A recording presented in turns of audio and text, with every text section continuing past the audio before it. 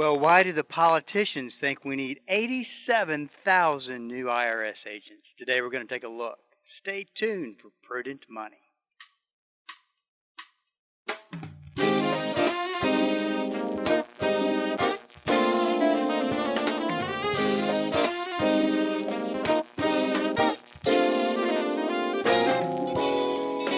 Good afternoon. This is Bob Brooks, and you are listening to the Prudent Money Radio Show. Thank you so much for joining me today. You know I do appreciate it. Well, a new bill in Congress is about to give the IRS a $80 billion boost. Today, IRS expert Dan Pilla is here to weigh in. Dan, how you doing today? I'm well, Bob. How you doing? Great. I got to tell you the funniest thing. I just saw this video. We don't have an inflation problem, according to President Biden. Did you hear about this? Yeah. He tells us inflation is now gone. So we don't have a recession. We don't have inflation. And next thing he'll tell us is we have no deficit. So everything's great, I suppose. He said 0% inflation in July. I posted this on the prudentmoney.com website. That's the craziest thing I think I've ever heard. And his rationale for it. It's astonishing that any person in any position of government at the federal level, never mind the President of the United States, any person in any position in government would make such a statement. And it's really quite remarkable. Even if you were doing it, just let's say that he didn't really believe it and he was doing it just for a political soundbite, you would come up with a much better soundbite than that. Something believable. Well, I mean, you're right, because it's not even believable. And how's he coming up with the number? Who knows? Bob, there's just no support.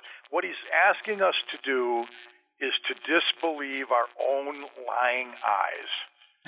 When we go to the grocery store and we go to the gas pump and we go every place that we go, durable goods, automobiles, et cetera, we're building materials. We're supposed to disbelieve our own lying eyes. Well, it is that simple. Let's talk a little bit about the National Review article that you wrote. And you titled this something to the degree of the IRS is about to let the dogs loose. And I got this feeling that you and I, when we're going to be talking about this subject, you're about to let the dogs loose. Let's talk a little bit about this bill in Congress. First of all, let's start with the name of the bill and why it's so misnamed. Well, it's called the Inflation Reduction Act, and this is the reincarnation of the Build Back Better plan, which failed, in Congress a couple of times. They were unable to get it passed because of a number of centrist senators that call themselves Democrats. Manchin, for example, from West Virginia, was unwilling to go along with the billions of dollars in additional spending that the original Build Back Better plan had as part of it, and he was against this plan as well, which was a trillion, originally proposed was $1 trillion tax increase with about $4 trillion of spending, and he wouldn't go along with it. They scaled it back. It's now a $4.5 or $430 billion tax increase, still $4 trillion of spending, and they twisted Manchin's arm in such a way as I don't know. Frankly, Bob, I don't know if they bribed him or if they blackmailed him. I don't know what they did to get him to go along with it. If it was just simply the reduction by about half of the tax increases, maybe that was enough to get him on board. I don't know. I can't speak for him. I don't know what he's thinking.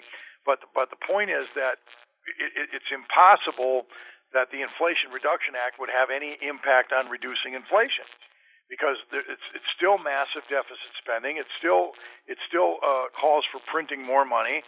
It still calls for taking more purchasing power out of the hands of the American public. It still calls for massive tax increases on businesses, corporations in particular, but businesses in general. Which only means that set aside the process of inflating the currency, but just the increased tax on corporations. I mean, everybody knows, Bob. Well, everybody should know that corporations don't pay taxes; people do. So when you increase taxes on corporations, it's people that pay the tax, mostly through increased costs of goods and services that those corporations are producing. And so all of this has the impact of increasing prices, not decreasing them. So it's just simply a misnomer to call this the Inflation Reduction. And they don't care. They don't care that the title of the bill has nothing to do with the merits of the bill. I mean, they've been doing that in Congress for years. Sure. But the reality here is that it's just going to have no impact on inflation whatsoever. The way to stop the inflation is you got to stop printing money, and you got to get the foot off the neck of American productivity, and that means corporations too. Allow them to go out and produce more goods and more services, so that we've got more products and services in the marketplace, less purchasing power in the marketplace. That's how you solve inflation. In your article, you wrote that there were 4 key areas of funding for the IRS. Talk a little bit about that. Yeah, they're funding taxpayer services. They're updating their computer systems. They call business systems modernization. They've got money in there for operations support, general administrative expenses, things like rent and printing and postage and so on. And then they got money in there for enforcement. Of course, that's the biggest part of the bill, is $80 billion more to the IRS over the next 10 years, particularly for enforcement revenue. Now, to put this in perspective, the fiscal year 2022 budget for the IRS is about $12.5 billion, roughly $12.5 billion. So this bill will add $8 billion a year more every year for the next 10 years to the IRS's budget. So it will about double the budget, Bob, and that'll happen starting immediately, 2023, this influx of money to the agency. Now, here is what drives me crazy about this bill.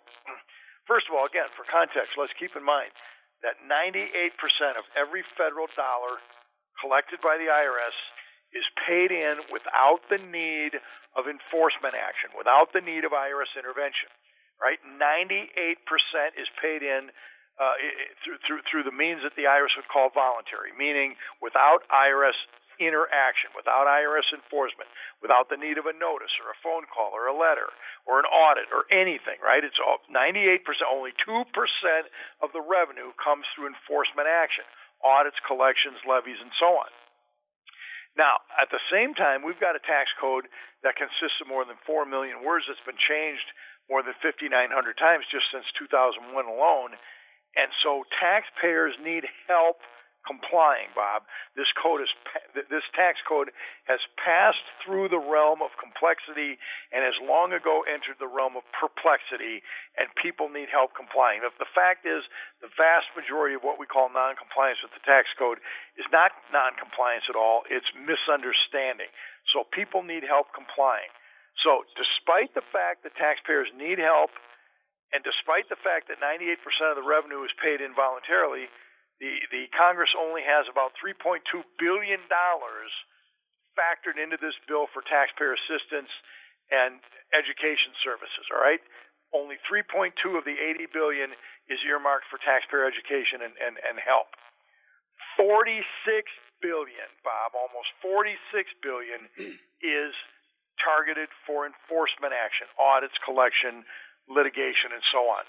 So this thing is way disproportionately loaded in favor of enforcement over education, when the reality is that the IRS gets far more bang for the buck with education than it ever does with enforcement action. And this, to me, is just insane in the climate that we're in right now.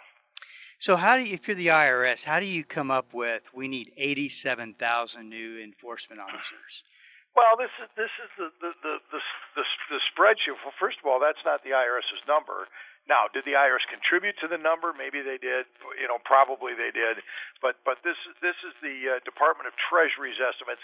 It certainly came from the IRS's worksheets. There's no doubt about that. But they're saying that we got to increase the workforce, 15% a year, every year for 10 years to get up to where we need to be.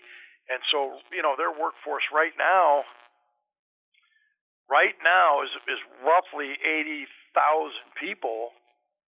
So you do the math. That's a pretty significant increase in their workforce over 10 years. And I was just looking actually just before I got connected here for the show.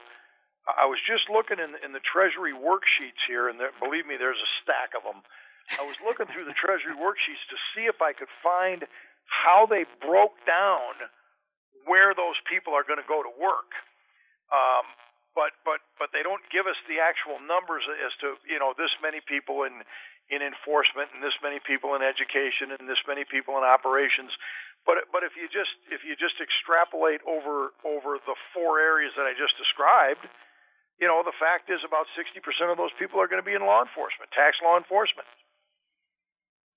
So, assuming that they're finding people with experience, I mean, how long will it take before we start to really feel the bite of this particular initiative? Yeah, that's a good question because there's obviously a ramp up period of time that's pretty significant with IRS employees. The hiring time, Bob, with IRS employees is significant. Generally speaking, from the time that Congress authorizes revenue to increase IRS personnel until the time that they're actually hiring those personnel is generally about 6 months. Because that all these red tape steps they have to go through to start the hiring process. And generally, people that are looking for jobs, Bob, don't have 4 to 6 months to wait to get hired by a company, right? Right. And so that's how long it takes the IRS to hire people. And so it's questionable whether they're going to be able to hire these people in the first place, because over the last couple of years, Congress appropriated a lot of money to the IRS to allow them to hire about 10,000 workers during the last couple of years. There were three years, and I forget off the top of my head. I don't have the sheet right in front of me, so don't sue me if I get the number wrong. But it was roughly 2018 through 2020, roughly those 3 years that they were authorized to hire 10,000 more people and couldn't get them hired. Now they hired some, but they didn't hire any 10,000, which they had the money appropriated to hire the workers and couldn't get them hired. And the National Taxpayer Advocate points out in one of her recent analysis on IRS hiring and personnel is that of the 15 major federal agencies that are out there, IRS is 15th on the list. They're last on the list of desirability for new hires to work for. People don't want to work for the IRS, Bob. And so how are they going to be able to hire all of these people? That just remains to be seen. But assuming they can get them hired, there's no question that there's going to be a significant ramp-up period of time before we see the results of that. What we're going to see very quickly, however, is the ramp-up in electronic enforcement action. The more money the IRS gets for enforcement action, and first of all, this has been true for 20 years. The IRS wants to spend more time and resources developing electronic collection functions, not human collection functions. Obviously, they can get a lot more done with computer notices and letters and so forth than they can with individual people walking around the country knocking on doors, right? That model is obvious Sure. to figure out for anybody. So that part of it we're going to see right away. There's no doubt in my mind about that, because they're spending almost $5 billion on upgrading computer technology, but the $46 billion in enforcement, a good share of that's going to be focused on that enforcement action. So we're going to feel that right away. I just don't think there's any doubt about that. All the complications that you talk about that could hold this hiring process back. You also got to find 87,000 or whatever the number is, qualified people to step into those exactly roles. right. I mean, You're precisely right, and to the extent that they don't have the technical education, well, it takes a year to train IRS people, depending on what you're training them to do. If you're training somebody to do very, very simple tax return audits, well, that doesn't take a year. That might take 4, 5, 6 months. If you're training somebody to do more sophisticated small business audits, that takes more time. If you're training them to do, a complex partnership and corporation audits, that takes more time yet. And they tell us, Bob, which is complete nonsense, but they tell us that only people making $400,000 a year or more are going to feel the weight of increased IRS enforcement action. Well, that's just utter nonsense, just on the face of it. But even if that were true, it takes a long time to educate these people to deal with these complex issues. This is Bob Brooks, and you are listening to the Prudent Money Radio Show, talking to Dan Pilla. If you want more information on Dan, taxhelponline.com is the website to go to. Let's talk a little bit about the small business owner, because this is who looks like will take the brunt of this collection efforts. If you once said, and you said many times, that there's really not that much cheating going on as the government would have you believe. So what are they going to be looking for to create problems for the small business owner? Well, first of all, with small business owners in particular, we're talking about sole proprietorships, small corporations, S corporations, and small partnerships, 2, 3 member partnerships. The IRS takes the position that the vast majority of cheating that goes on with these entities, not the high dollar people, but these entities. And the IRS believes that the cheating is in the way of unreported income. So they will tell us that about 2/3 of the tax gap, which they have fixed at about $400 billion right now, they say 2/3 of the tax gap is coming from this self-employed community, these small business people, by underreporting their income.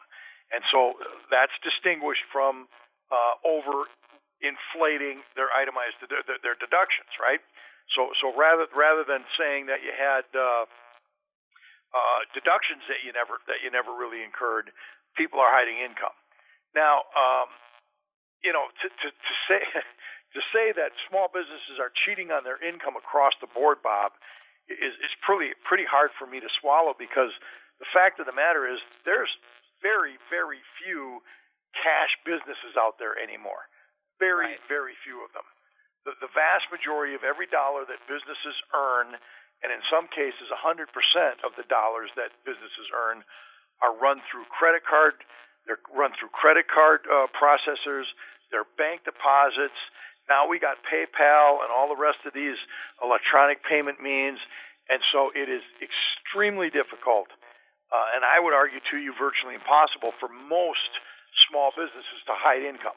Now, that's not to say that some Jane and Joe restaurant operation out there that gets paid a little cash here and there might not be pocketing some cash. I mean, I'm not naive, Bob. There's cheating that goes on. But to say that small businesses are cheating across the board by hiding their income is to me, it's just a morass of nonsense. Well, here's the question. So does this, you've written 15, 16 books on the IRS, and many of those books targeted the small business owner, what to know, what to do. Does this change your advice at all on how to handle the IRS, or just create a sense of urgency to learn and get an education? Yeah, it's the second, Bob. It doesn't change my advice, but it creates a sense of urgency. You need to know as a small business owner that you're a target. All right, and that you're a target in a particular way with respect to income. It is also true that some of the most litigated issues with the IRS every single year involve certain small business expense deductions. Home office, for example, travel and entertainment, the profit motive issue. These are things that surface every year, year after year. And in my latest book, Dan Pilla, Small Business Tax Guide, I talk extensively about exactly how a business needs to keep records and structure itself in such a way, organize itself in such a way as to avoid these problems. So you don't run into a situation where you get sideways over your home office deduction or your meals and your meals and travel expenses. Your mileage log, for example. One of the biggest mistakes small business owners make is with their mileage logs. It's not that they have to be concerned about the IRS finding this hidden phantom income that they stashed in their underwear drawer. The fact is most small businesses don't properly keep a mileage log. And for most small business owners, their single biggest business expense is their automobile expense. This is where people get sideways, and this is so the urgency is heightened, no question about it. And the Small Business Tax Guide shows you step by step exactly what you need to do to keep yourself from getting run over. Well, the good news is you got a runway to get educated, and it's just so very important to understand the process, because there is a process there, and there are steps you can take. This doesn't have to be some scary situation. It is what it is, but getting educated is the key. I've got about a minute left, Dan. I want to ask a question that I've been thinking about, and that is, we've had a lot of conversations about, wow, what would reform of the IRS look like? What about the day that things are done the right way? And when you see the aggressiveness of a bill like this and the intent of a bill like this, you really start to wonder, that's just never going to happen. And what is this really going to look like in the future? And what is the future going to look like? Yeah, that's a good question. If I could wave a wand, Bob, I would abolish the income tax and the Internal Revenue Service entirely and go completely to a consumption tax, national retail sales tax. There is nothing out there that leads me to believe that is going to be a point of serious discussion. Certainly not in the next 2 years. Maybe after that, we'll see what the Congress and the White House looks like after that, and we'll see how much damage is done to middle class productivity here in the next couple of years with this new bill. We'll just have to see how that bears on the question. Once again, tell us the name of that book that you think would be the best resource. Yeah, the best resource is Dan Pilla's Small Business Tax Guide. I also have a second book called How to Win Your Tax Audit. Those two books in conjunction is the ammunition that small business owners, and Jane and Joe America for that matter, need to help themselves stay out of trouble with the IRS. And Dan's website is taxhelponline.com. Dan, always a pleasure to talk to you. Look forward to talking to you next month. It's my pleasure, Bob. This is Bob Brooks, and you are listening to the Prudent Money Radio Show. I think it's very concerning of everything that's going on, number one, but number two, to see a bill like this pass Congress and this aggressive to take the IRS. But as Dan said, passing that bill is one thing, pulling it off, implementation, how quickly that they will get this implemented is another scenario situation. So having said that, you give plenty of time to get an education, and that's one of the things I like about Dan's books is that they're very easy to read. Step 1, Step 2, Step 3, that type of thing. And if you want more information, taxhelponline.com is the website. He's got a lot of free information on that website as well. This is Bob Brooks. If you got a question for me, please go to the website at prudentmoney.com and send it in, because we are all out of time. Till we do meet again next time, keep the faith and have a great rest of the day.